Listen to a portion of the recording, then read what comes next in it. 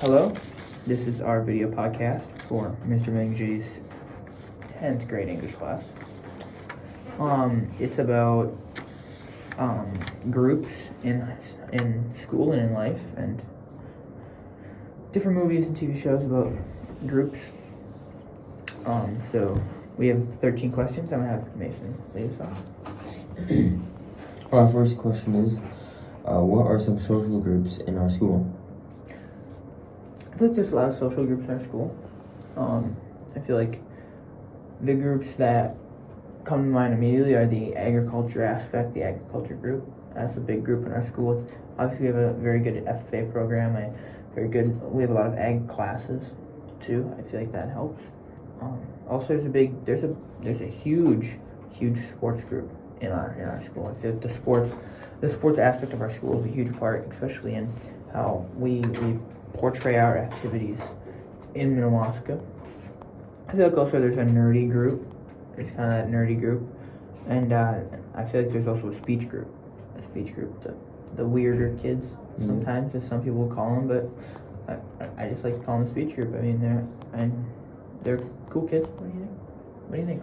I think, there's those groups. There's also some delinquent groups, like groups that just like to start trouble, Got like, that vape for group. instance, That for vape- instance, like Brandon Wood, like kids like those, the sped groups, and there's like property groups and the girls, that just like kind of keep to themselves and like whisper a lot in class. There's the gossip group. Yeah, the gossip group. That's gossip. that gossip group. Yeah. Next question we got here is, what group would we fit into? I feel like we fit into multiple groups in a certain aspect. I'm part of that speech group, that weird kid group sometimes. I'm part of that video game group, definitely, big, huge part. And then also I'm moving into that athletic aspect with me joining track. I feel like that's a good part. I'm moving into that group area. What do you think? I think I'm more in the sports group and the nerdy group, where I play video games a lot. But I like sports group because I like to stay physically active and stop being physically active. I just don't want to get fat. I want to stay fit. But the nerdy group, lets me have fun, play video games, let loose. Yeah, I feel like you wouldn't be fat at ever because your metabolism is faster than a horse. But So gotta be careful. you gotta be careful. I can't eat chocolate chips and candy bars all day. So number 3, what stories and movies have you seen that cover this topic? Most Marvel movies are about how people are trying to fit in with how they find out that they're different from everyone else, and they're trying to figure out where they can fit in. Yeah, I feel like it's a good one. A movie that comes to mind for me is it's kind of a weird movie. It's kind of a girly movie that I watch sometimes called Alexa and Katie. Mm-hmm. And it's about a girl who has cancer, and she's trying to fit in at school. She's trying to find her niche, her group that kind of keeps her from going down in dark places. I feel is something that I kind of relate to in certain aspects of when my grandpa died. My friend group helped me with that a lot.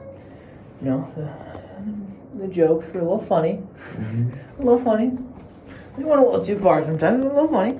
You laughed at every single one. I laughed at every single one, though. I feel like that's a TV show that comes to mind. I know you're a big anime fan. You got any animes? Mm-hmm. Recommend?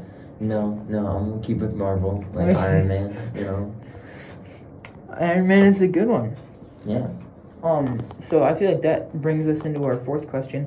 How do movies display their belonging? Iron Man, he gets captured, and he breaks out with a suit of iron, powered by a core that he made, and he starts making those suits more and more refined, more strong, and he becomes Iron Man. And he later on in the movie he admits that he's Iron Man, and he has to admit that he is Iron Man. He tries to become something else. Yeah, I feel like also that certain belonging aspect in that movie, it shows that he really didn't have a lot of people that he could relate to in that aspect. Where, in the second or third movie, he finds, or even when we move into further on in the Avengers, he finds this group of people, this group of almost family members that he finds that are so tight knit that they can go through anything together, like Thanos. Yeah. Spoiler alert.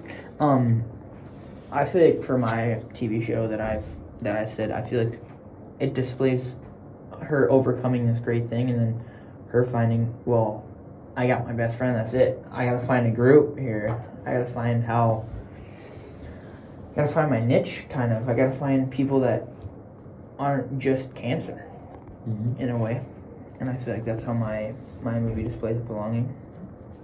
So moving on to question 5, we kind of go back into that social group of, how do people change to fit in that social group? I know, moving from, like, for your example, moving from the athletic to the more gamer group, how is that a big drastic change? Because I know it is. It's a big change because in the sports group, I kind of just like, I chill. I'm just around, I'm just chilling with all my friends. And in the gaming group, I kind of, make fun of them a lot more because it's funny. Yeah, it is funny. It is funny. And they usually sit there and take it, so, Yeah. I feel like an example for me would be moving into the speech group, or even my Civil Air Patrol group. Moving through that, I feel like speech, I go into this mindset of like, well, I'm here by myself. There's not Mason, there's not Isaac, there's no one. It's me, and I make friends in that group or whatever. But I'm there, and I'm really there for myself. I get to be in a zone where I'm like, well, this is my group, but it's not really my group. I mean, I'm kind of an outsider in that aspect, where I'm kind of different from people in that group, and I feel like I kind of change some of my mannerisms when I talk. Like when I'm even doing it now, I'm talking a lower tone. Where I kind of, when I get in that speech group, I talk in a different mannerism. Maybe I act a little different. Maybe I maybe insult people a little more in my gamer group. And then moving in the athletic group too, I feel like I'm complaining a little less now, or even a little more. Yeah. Shut up. Complaining a little more. Yeah. Maybe my body hurts a little more.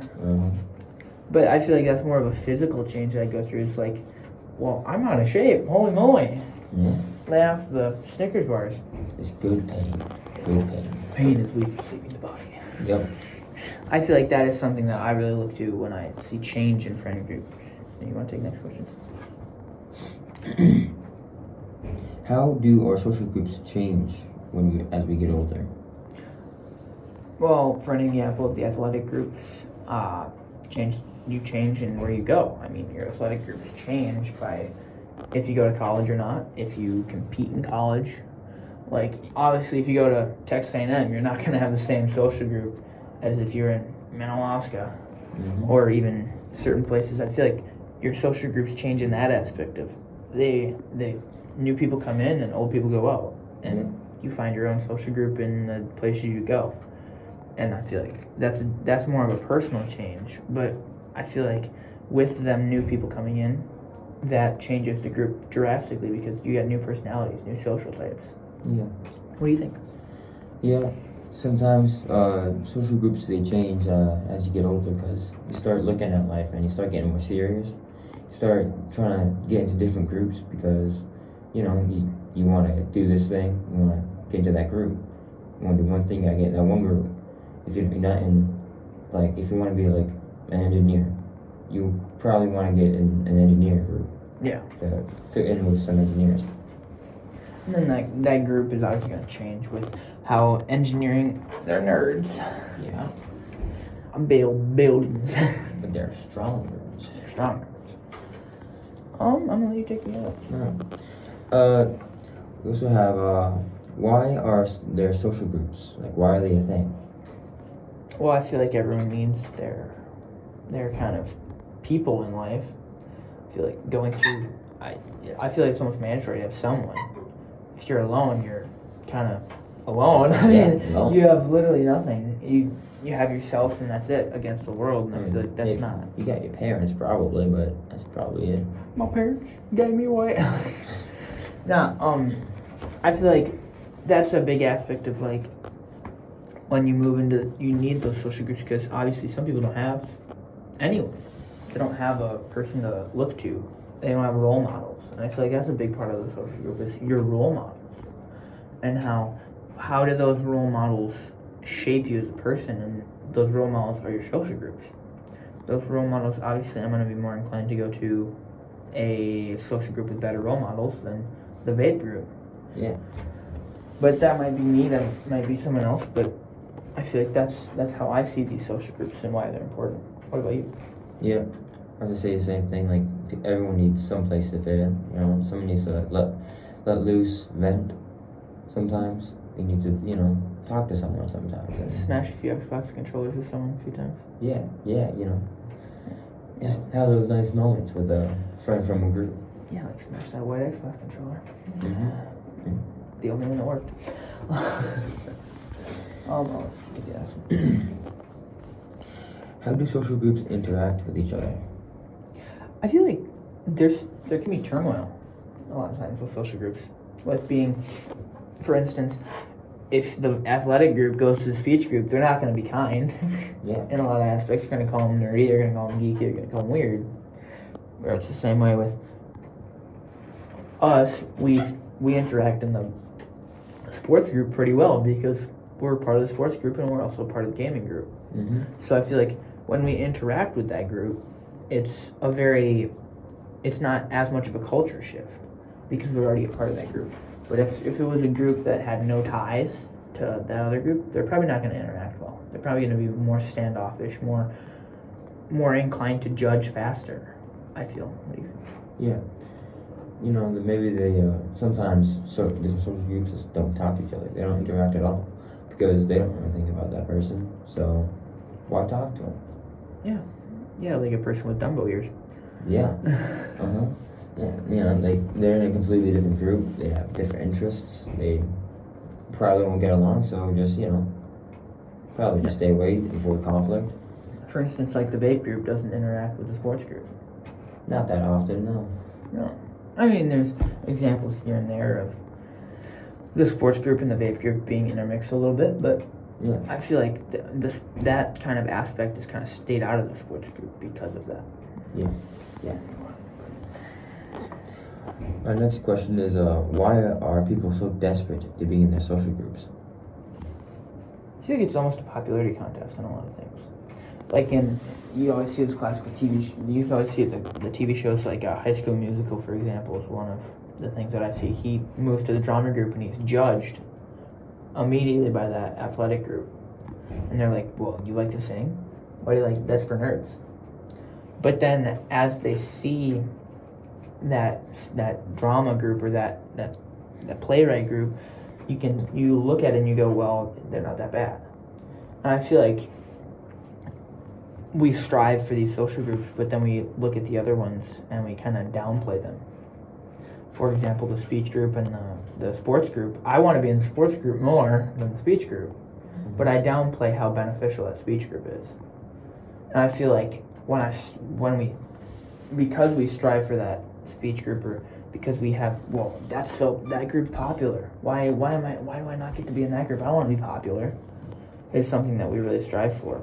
And I feel like that's something that we kind of overlook is speech group's popular too, just in a different way. Yeah. What do you think?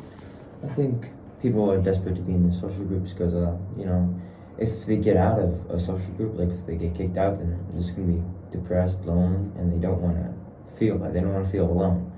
So a big reason why I think people are desperate to be in social groups is, to have people to turn to, have people to have conversations with. Yeah. Yeah. I think let's go.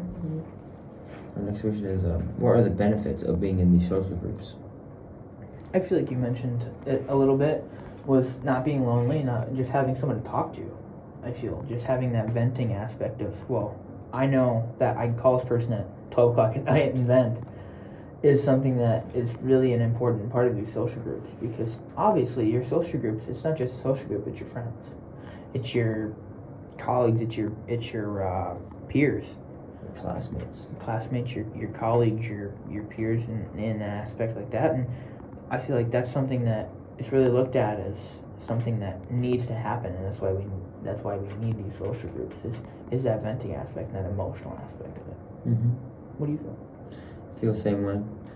Yeah, like I said on the desperate one, on why people are desperate being groups, I think that, they don't want to be lonely. And then not being lonely, that's a pretty big benefit. I think we should go into our question. Next question is, what do some of these social groups do every day? Well, obviously the athletic group, I feel like it's group basis, but like obviously the vape group's gonna vape every day. Yeah, they just gotta hit one. The athletic group's gonna be athletic every day. They're gonna go to practice. They're gonna go to sporting events like track and field. Yeah, then we'll lift weights in the gym. Yeah, pump some iron.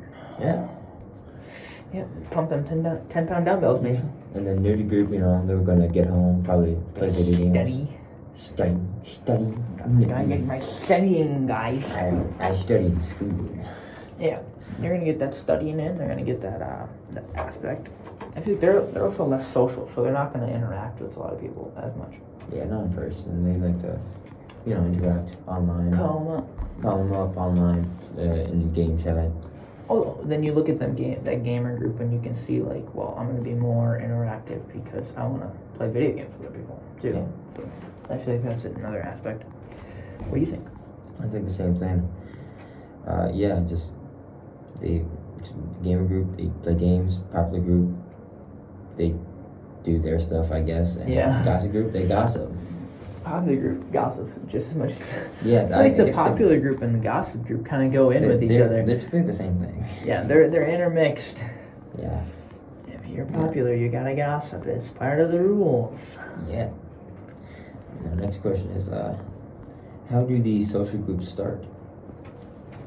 I feel like they start in kind of unique ways with, like, I feel it's kind of social group bound with the athletic group, where it's you play sports, I play sports, they play sports. Let's play sports. Let's play sports. That's how team sports was made. My gosh. I feel like that's kind of how certain aspects group or even the gamer group. You play video games, I play video games. Just play video games They together. play video games. Yeah, let's go. Let's get on a party, bro. What are we dropping? Where are we dropping, boys? Oh, I'm dropping Tilted. That. You gonna die? That, and then like the popular group or the gossip group. I'm friends with you. You're friends with them. They're friends with me. We're all friends. Let's gossip about each other. Oh my gosh. She talks behind my back. I talk behind hers. It's gossip. Gossip. Or like the speech group. I do speech. You do speech. That's speeches. Yes, speeches. Speeches now, my brother. Mm-hmm. Yeah. Our next question is, how do our social groups affect how we change as a person over time? I feel like it's kind of a lot about your peers. If your peer does one thing, you're going to be more inclined to do that one thing. Using that peer pressure aspect of, well, I play track. You play track? Let's play track. Or like, for instance, me and you. You do track. Mm-hmm. I did. I didn't. You do track. I didn't do track, and then now I'm like, well, track seems fun. Yeah. So now I do track, and that's a good example of peer pressure. But then there's also bad examples, like I vape, now vape. Yeah, you bitch. I can't see that. What do you think? Yeah, peer pressure is a big one. Like, with me and you, how I forced you to track, I forced you from one group into another group. I put you in that sports group a little bit. Yeah. I mean, that's a good example of peer pressure, and that changed me as a person. I'm more athletic now. I'm more inclined to do more athletic things. I'm not chubby on the couch anymore. Yeah. Like after school, I'd just be taking a nap right now. You don't want to go couch potato. Yeah.